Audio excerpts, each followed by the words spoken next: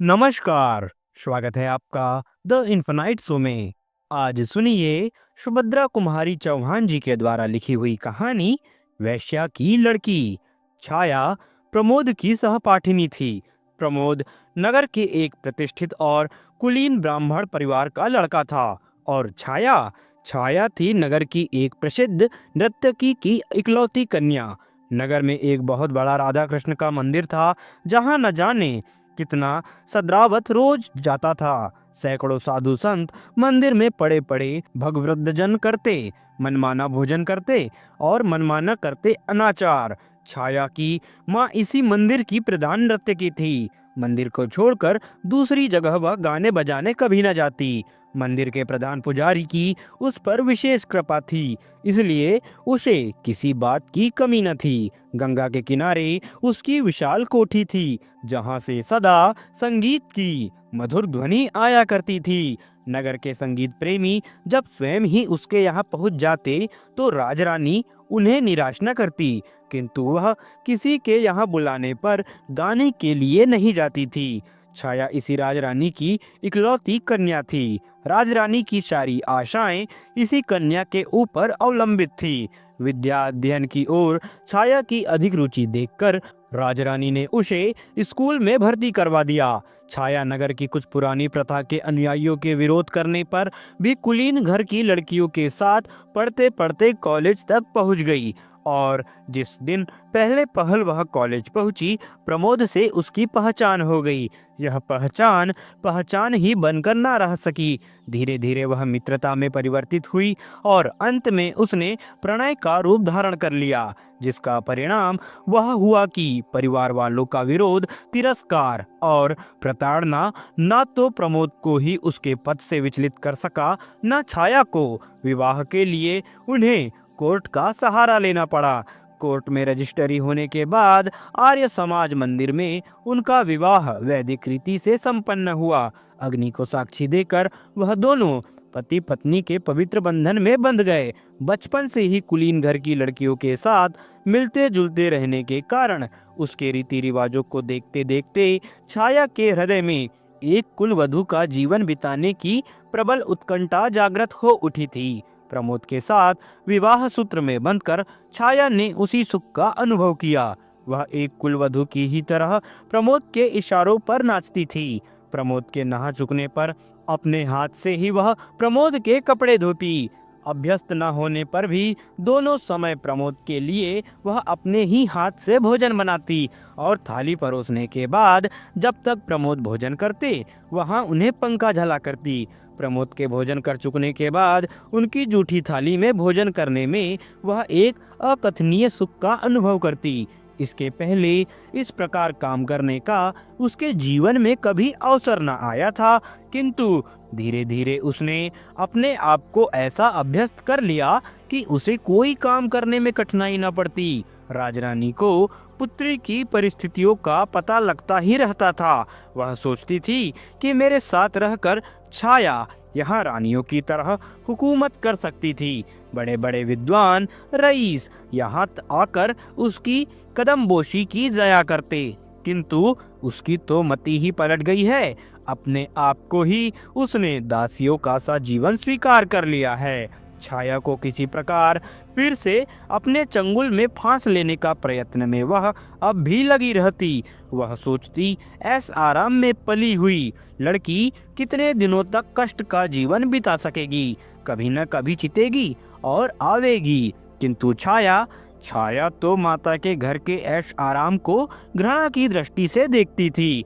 यहाँ वह इस कष्ट में भी जिस सुख का अनुभव करती, उसकी आत्मा को जितनी शांति मिलती थी, उस रूप में, हाट में, उस वैभव की चकाचौंध में उसके शशांत का भी स्वप्न देखना छाया के लिए दुराशा मात्र थी। छाया प्रमोद के विशुद्ध और पवित्र प्रिय के ऊपर संसार की सारी विभूतियों को निछावर कर सकती थी। प्रमोद के साथ वह छोटा सा मकान उसे नंदनवन से भी अधिक सुहावना जान पड़ता था।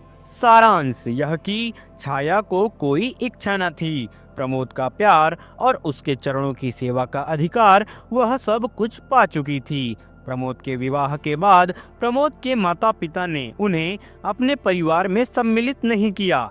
अपने इकलौते बेटे को त्याग देने में उन्हें बहुत कष्ट हुआ था, किंतु प्रमोद के इस कृत्य ने समाज में उनका सिर नीचा कर दिया था। अतएव वह प्रमोद को क्षमा न कर सके।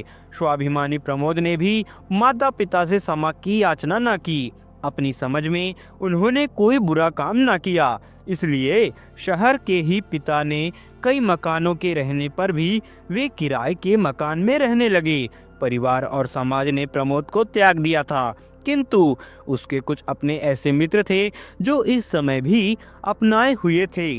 अपने इस छोटे से इन्ने गिन्ने मित्रों के संसार में छाया के साथ रहकर प्रमोद को अब और किसी वस्तु की आवश्यकता न थी। आर्थिक कठिनाइयां कभी बाधा बनकर उनके इस सुख के सामने खड़ी हो जाएंगी। प्रमोद को इसका ध्यान भी न था। कॉलेज के प्रोफेसरों और प्रिंसिपलों की उनके साथ बड़ी सहानुभूति थी। उनका आचरण कॉलेज में बड़ा उज्जवल रहता था और वे परीक्षाओं में सदा पहले ही आए थे, इसलिए वह थोड़ा प्रयत्न करके वहां पर प्रोफेसर हो सकते थे। परंतु सुख की आत्मविशक्ति का बाह्य आवश्यकताओं की पहुंच कहाँ। कॉलेज के एक हिंदी के प्रोफेसर का स्थान खाली भी हुआ, किंतु प्रमोद अपने सुख में इतना भूल गए थे कि उन्हें और किसी बात का स्मरण ही न रहा। उनके मित्रों और छाया ने एक दो बार उनसे इस पद के लिए प्रयत्न करने के लिए भी कहा, किंतु उनका यह उत्तर सुनकर, छाया, मुझे क्यों अपने आप से दूर भगा देना चाहती हो? छाया चुप हो गई। उसे अधिक कहने का साहस न हुआ। वह प्रमोद के भावुक स्वभाव से भली भांति परिचित थी। छोटी छोटी साधारण बातों का भी उसके हृदय पर बड़ा गहरा प्रभाव पड़ता था। यौवन जनित उन्माद और लालसाएं चिरस्थायी नहीं होती। इस उन्माद के नशे में जिसे हम प्रेम का नाम दे डालते हैं, वह वास्तव में प्रेम नहीं, किंतु वासनाओं की प्यास मात्र है।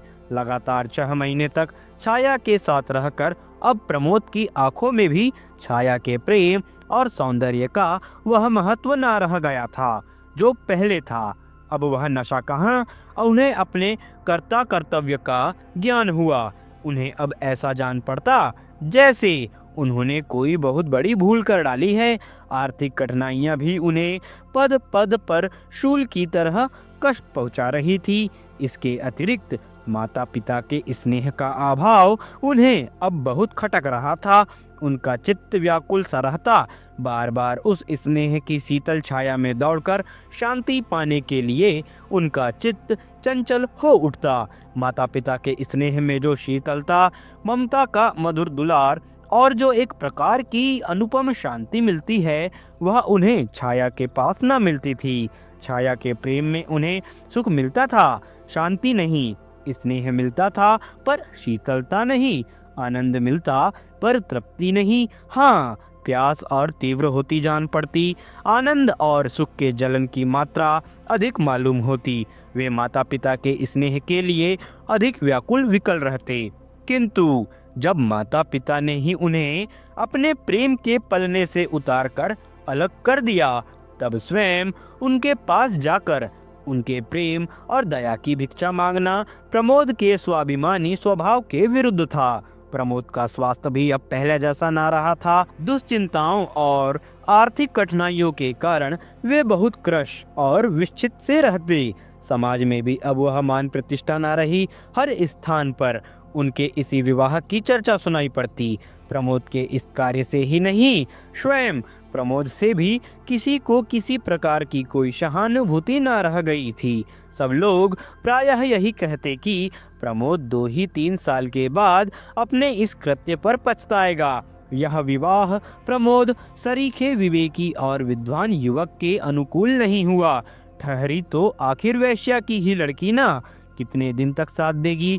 वैश्याएं भी किसी की होकर रही हैं या यही रहेगी। इस प्रकार न जाने कितने तरह के आपेक्ष प्रमोद के सुनने में आते। इस सब बातों को सुन सुनकर प्रमोद की आत्मा विचलित सी हो उठी। उन्हें इन सब बातों का मूल कारण छाया ही जान पड़ती। वे सोचते, कहाँ से मेरी छाया से पहचान हुई, ना उससे मेरी पहचान होती और ना विपत्तियों का समूह इस प्रकार मुझ पर टूट पड़ता। वे अब छाया से कुछ खिजे खिजे से रहने लगे। उनके प्रेम में अपने आप शिथिलता आने लगी। छाया का मूल्य उनकी आंखों में खटकने लगा, पर प्रमोद स्वयं ये चाहते न थे। छाया में वेश्या की लड़की होने के अतिरिक्त और कोई अवगुण मिलता न था। वे विवश थे। हृदय के ऊपर किसका वश चला है, वे अपने व्यवहार पर स्वयं ही कभी कभी दुखित हो जाते। फिर वह भूल करते। कभी कभी औरों के सामने भी छाया से वह ऐसा व्यवहार कर बैठते जो अनुचित कहा जा सकता था। छाया सुख की छाया में ही पलकर बड़ी हुई थी। अपमान, अनादर और तिरस्कार के ज्वालामय संसार से वह परिचित न थी। अब पद पद में उसे प्रमोद से प्रेम के कुछ मीठे शब्दों के स्थान पर तिरस्कार से भरा हुआ अपमान ही मिलता था। प्रमोद के इस परिवर्तन के बाद भी छाया ने समझ लिया था कि प्रमोद के हृदय में उसने एक ऐसा स्थान बना लिया है जिस पर किसी और की पहुंच नहीं है। उसे इसी में संतोष था। एक कुलवधू इसके अतिरिक्त और चाहती ही क्या है।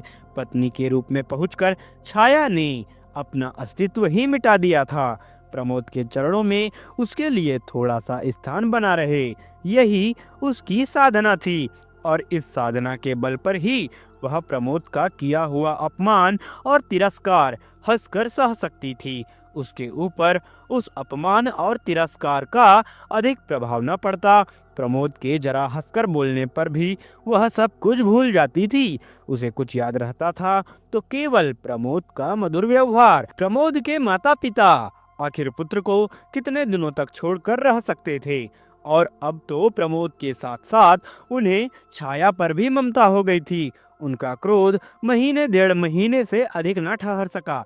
वह समाज के पीछे अपने प्यारे पुत्र को नहीं छोड़ सकते थे।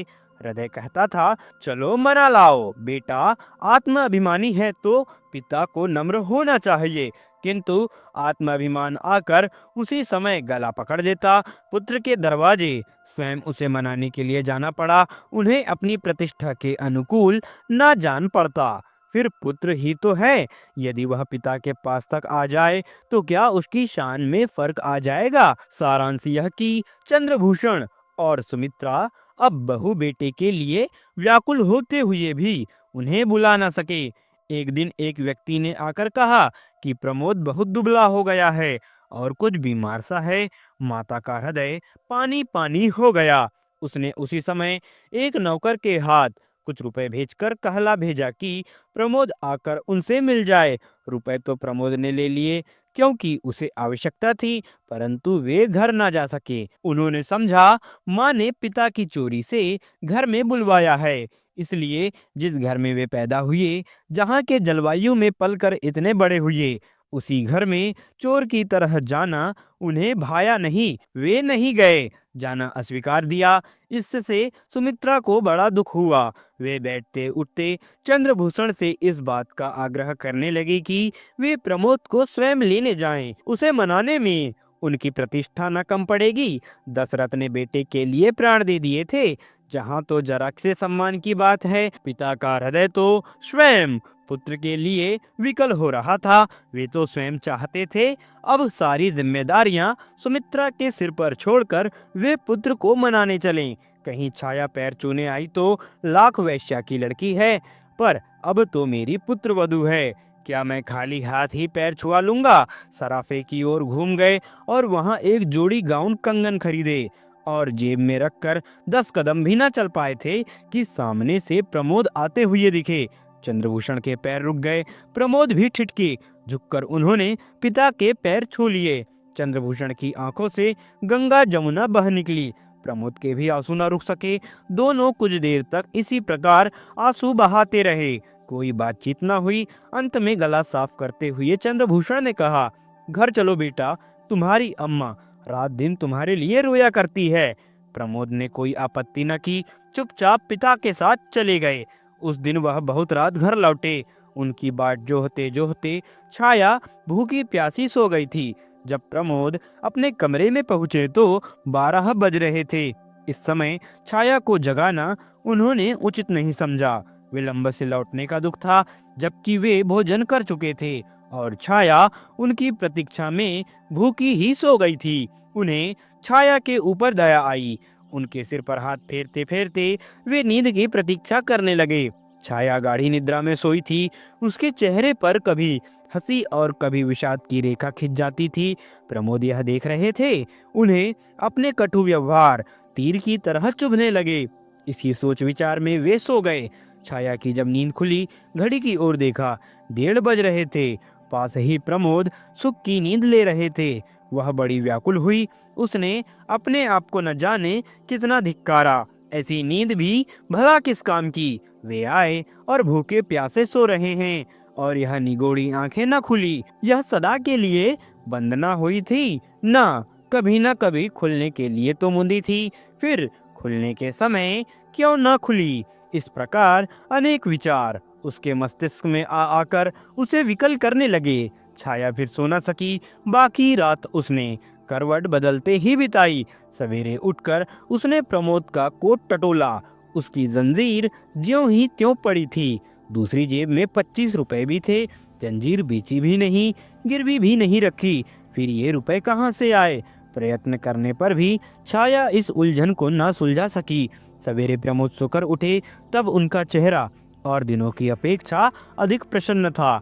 उठने पर उन्होंने छाया से पिता की मुलाकात, अपने घर जाने की बात और वहाँ के सब लोगों के व्यवहार और बर्ताव सभी बतलाए। छाया सुनकर प्रसन्न हुई, किंतु उस घर में छाया भी प्रवेश कर सकेगी या नहीं, ना तो इसके विषय में प्रमोद ने कुछ कहा और ना ही छाया को पूछने का साहस हुआ। अब प्रमोद की दिनचर्या बदल गई थी। वह सवेरे से उठते, अपनी माँ के पास चले जाते, वहीं हाथ मुंह धोते, वहीं दूध पीते, फिर अखबार पढ़ते पढ़ाते, मित्रों से मिलते जुलते। वे कभी 11 बजे घर लौटते। इस समय उन्हें घर आना ही पड़ता, क्योंकि छाया उन्हें भोजन कराए बिना खाना न खाती थी। छाया को अब प्रमोद के सहवास का अभाव बहुत खटकता था, किंतु वह प्रमोद से कुछ न कह सकती थी। वह कुछ ऐसा अनुभव करती थी जैसे प्रमोद के चरणों पर अपना सर्वस्व न्यौछावर करने पर भी वह प्रमोद को उस अंश तक नहीं पा सकती है जितना एक सहधर्मणी का अधिकार होता है। इस प्रकार 6 महीने और बीत गए।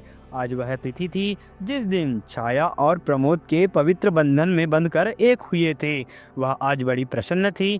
सवेरे उठते ही उसने स्नान किया, एक गुलाबी रंग की रेशमी साड़ी पहनी। जो कुछ आभूषण थे वह सब पहनकर वह प्रमोद के उठने की प्रतीक्षा करने लगी। प्रमोद उठे और उठकर प्रतिदिन के नियम के अनुसार पिता के घर जाने लगे। छाया ने पहले तो उन्हें रोकना चाहा, किंतु फिर कुछ सोचकर बोली, जरा आज जल्दी लौटना। क्यों, कोई विशेष काम है? प्रमोद ने पूछा। आज अपने विवाह की वर्षगांठ है। कुछ प्रसन्नता और कुछ संकोच के साथ छाया ने उत्तर दिया। होगी, उपेक्षा से कहते हुए प्रमोद ने साइकिल उठाई और वे चल दिए। छाया की आंखें डबडबा आई। वह कातर दृष्टि से प्रमोद की ओर तब तक देखती रही जब तक वे आंखों से ओझल ना हो गए। फिर भीतर आकर अन्य मनस्क भाव से घर के काम काज में लग गई। भोजन में आज उसने कई चीजें जो प्रमोद को बहुत पसंद थी बनाई, किंतु इधर भोजन का समय निकल जाने पर भी प्रमोद घर न लौटे। वह चिंतित सी हुई, उससे रहा न गया। उठकर वह प्रमोद के घर की तरफ चली। जहां ना जाना चाहती थी वहीं गई, जो कुछ न करना चाहती थी वहीं किया। घर में पहुंचकर उसने देखा कि चंद्रभूषण तख्त पर बैठे हैं। छाया को देखते ही वे कुछ स्तब्ध से हुए, किंतु तुरंत ही आदर भाव प्रदर्शित करके बोल उठे, आओ बेटी, कैसे आई हो? आओ बैठो। छाया को ससुर से इस सहव्यवहार की आशा न थी। वह उनके इस व्यवहार पर बड़ी प्रसन्न हुई। उनकी समझ में न आता था कि वह प्रमोद के विषय में कैसे पूछे। इसी पशोपेश में वह कुछ देर चुपचाप खड़ी रही। अंत में अपने सारे साहस समेटकर उसने पूछा, वे कहाँ हैं? किसे? प्रमोद को पूछती हो? वह तो इधर कल शाम से नहीं आया, पर हाँ, वह प्रायः मिस्टर अग्रवाल के यहाँ बैठा करता है। तुम ठहरो, मैं उसे बुलवा देता हूँ। चंद्रभूषण ने उत्तर दिया। उधर प्रमोद की माँ दरवाजे की आड़ से खड़ी खड़ी छाया को निहार रही थी और मन ही मन सोच रही थी, कैसी चांद सी है, चाल ढाल से भी कुलीन घर की बहू बेटियों से कुछ अधिक ही जचेगी। कम नहीं, बातचीत का ढंग कितना अच्छा है, स्वर कितना कोमल और मधुर है। चूल्हे में जाए वह समाज जिसके कारण मैं इस हीरे के टुकड़े को अपने घर में अपनी आंखों के सामने नहीं रख सकती। छाया फिर बोली, आप उन्हें न बुलवाकर मुझे ही वहां पहुंचवा दे। अच्छी बात है, कह के चंद्रभूषण अपने एक विश्वास पात्र नौकर के साथ छाया को मिस्टर अग्रवाल के घर भेजकर भीतर आए। पत्नी से कहा, वह लड़की जिसने तुम्हारे बेटे से विवाह किया है आज आई थी। पत्नी ने तिरस्कार के स्वर में कहा, वह बेचारी तो तुम्हारे दरवाजे तक आई और तुमसे इतना भी न बन पड़ा कि उसे घर के भीतर तक लिवा आए। चंद्रभूषण सिर खुजाने लगे। वाह, मैंने तो तुम्हारे ही डर के मारे नहीं बुलाया, नहीं तो बुलाने को क्या हुआ था, अपनी ही तो बहू है। फिर वे उठकर भीतर गए। अलमारी से वही कंगन की जोड़ी जो उस दिन उन्होंने खरीदी थी लाकर पत्नी के सामने धर दी। बोले, लो, अब जब आवे तो उसे यह कंगन पहना देना। सुमित्रा ने चकित दृष्टि से एक बार कंगन और एक बार पति की ओर देखा, फिर प्यार किंतु तिरस्कार स्वर में बोली, मेरे लिए तो ऐसा कंगन कभी ना लाए थे, अपनी बहू के लिए कैसे चुपचाप खरीद लाए, किसी को मालूम भी ना होने पाया। अरे तो ऐसे कंगनों के लिए कलाई भी तो वैसी होनी चाहिए। कहते कहते चंद्रभूषण बाहर चले गए। कंगन उठाकर सुमित्रा ने रख लिए और उसी दिन से फिर छाया की बाट जो होने लगी। छाया ने मिस्टर अग्रवाल के घर पहुंचकर देखा, प्रमोद ताश के खेल में तल्लीन हैं। वहां कई युवक और युवतियां भी। प्रमोद सबसे हंस हंस कर बातें कर रहे थे। वहां पर मिस्टर अग्रवाल की कन्या शांता को छोड़कर छाया किसी को पहचानती न थी। शांता से छाया का परिचय भी प्रमोद ने ही करवाया था। शांता प्रमोद की बाल सहेली थी और वे उसका बहुत आदर करते थे, किंतु आज प्रमोद का शांता के पास इस तरह बैठे रह जाना और छाया की उपेक्षा करना छाया को बड़ा कष्टधर जान पड़ा। वह सोचने लगी, यहाँ न आती तो अच्छा होता। वह बैठ न सकी, 10 मिनट तक चुपचाप खड़ी देखती रही। अंत में शांता की नज़र उस पर पड़ी। उसने उठकर छाया को आदर के साथ बैठाया। प्रमोद को छाया का इस प्रकार उसकी खोज में ही सही उसके मित्रों के घर तक पहुंचना अच्छा न लगा। उन्होंने वहीं सबके सामने उसे डांट दिया। वे सिर से पैर तक जल उठे। कुछ देर वहां बैठकर फिर वे अपने घर आए। घर पहुंचकर उन्होंने छाया को खूब आड़े हाथों लिया। जो कुछ जी में आया क्रोधवश कहते गए। क्रोध में ना मनुष्य की बुद्धि रह जाती है ना ही विवेक। प्रमोद ने जो कुछ कहना था वह भी कहा और जो कुछ ना कहना था वह भी कहा। अंत में उन्होंने यहाँ तक कह डाला कि तुम अपने परिवार की चाल क्यों छोड़ सकोगी, गली गली घूमोगी नहीं तो काम कैसे चलेगा। तुम तो मालूम होता है वही करोगी जो तुम्हारी माँ आज तक कर रही है। छाया कट सी गई। अपमान उसके चेहरे पर तड़प उठा, किंतु वह कुछ नहीं बोली। वह जानती थी कि कुछ बोलकर अपना आहित छोड़कर वह हित नहीं कर सकती।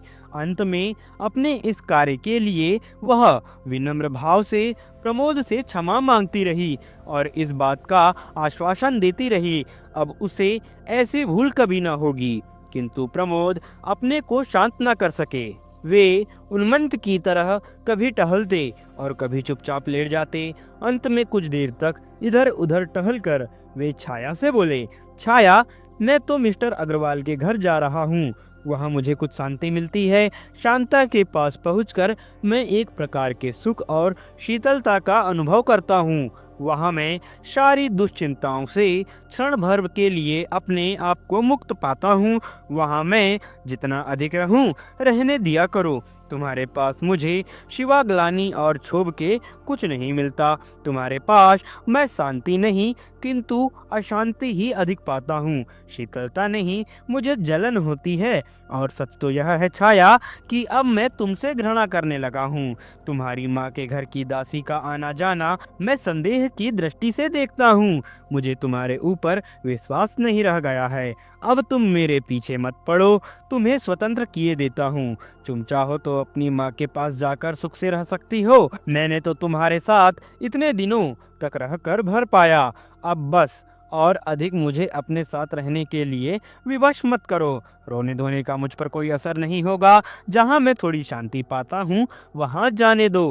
कहते हुए प्रमोद बाहर चले गए। छाया वही धरती पर लौटकर फूट फूट कर रोने लगी। आज उसे मालूम हुआ कि वह कितनी असहाय, कितनी विवश और कितनी दुर्बल है। संसार उसे शून्य सा होता हुआ जान पड़ा।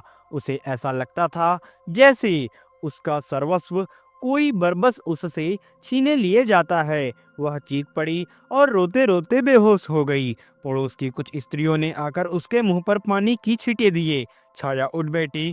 उस दिन वह भोजन ना कर सकी। इस प्रकार विवाह की पहली वर्षगांठ संपन्न हुई। प्रमोद बहुत रात गए घर लौटे। छाया तब तक सोई न थी, वह अब भी रो रही थी। छाया की अवस्था पर प्रमोद को दया आ गई। उन्हीं की ओर से इस संग्राम की संधि का प्रस्ताव पेश हुआ था। सुलह हुई और दोनों ने साथ भोजन किया। रात अच्छी कटी, किंतु सवेरे से फिर वही रफ्तार बढ़ेगी जो पहले सी थी, शो अब भी है, आरंभ हो गई। प्रमोद फिर कुछ तेज बातें कह के चल पड़े और छाया रोती रह गई। राजरानी अपनी पुत्री की दुर्वस्था के विषय में प्रतिदिन सुना करती थी। उसने फिर अंतिम शस्त्र फेंका, दासी से कहला भेजा, अभी भी कुछ नहीं बिगड़ा है। छाया चाहे तो आकर मेरे साथ सुख से रह सकती है। यह इतनी बड़ी कोठी और लाखों की संपत्ति उसी की है। वह इतना कष्ट क्यों झेल रही है? अभी उसकी माँ तो जीवित है, इतना तो सोचे।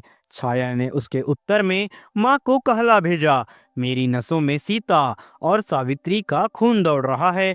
मैं आर्य महिला हूँ, मैं अपने पति के चरणों को छोड़कर नहीं जा सकती। सीता और सावित्री का महान आदर्श मुझसे कहता है कि पति ही मेरा परमेश्वर है। पत्नी को छोड़कर स्त्री की कहीं दूसरी जगह गति नहीं हो सकती। उनसे कहना कि मेरी माँ तो मर चुकी है, मैं उन्हें अपनी माँ समझती ही नहीं। मेरी माँ होती तो मेरी ही तरह पवित्र जीवन बिताती। इस उत्तर से राजरानी के स्वाभिमान को धक्का सा लगा। उसने सोचा अभी और ठोकरें खाने के बाद उसकी अकल ठिकाने आवेगी, तब अपने आप चली आवेगी। जैसे ही दासी घर के बाहर निकली, प्रमोद ने घर में प्रवेश किया। वह सिर से पैर तक जल उठे। घर के अंदर आते ही उन्होंने बेकसूर ही सारा क्रोध छाया पर उतार दिया। छाया के हर छोटे छोटे कार्य को अब वे संदेह की दृष्टि से देखते। उन्हें उनके ऊपर विश्वास न रह गया था।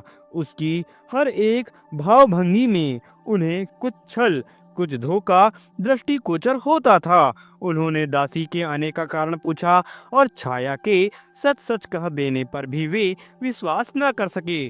क्रोध में उन्मत्त से हो रहे थे। क्रोध के साथ बोले, छाया तुम जाओ, जाओ अपनी माँ के साथ रहो, मेरा पिंड छोड़ दो। तुम्हारे साथ रहने से मुझे कष्ट भर होता है और कुछ नहीं। मैं अपने आप तो तुम्हें नहीं छोड़ सकता।